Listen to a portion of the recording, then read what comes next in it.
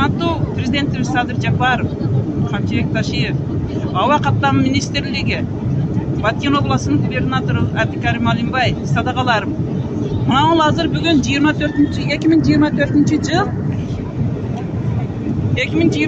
жыл 16 май күнкү рейсти караңыздар.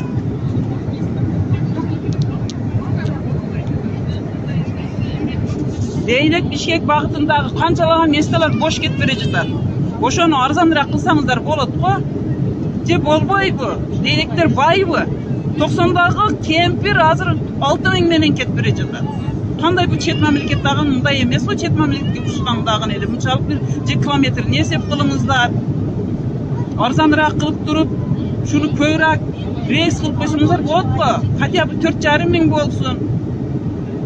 Же байбы? Дейнектиктер. Ушинтип кандай болсун бу?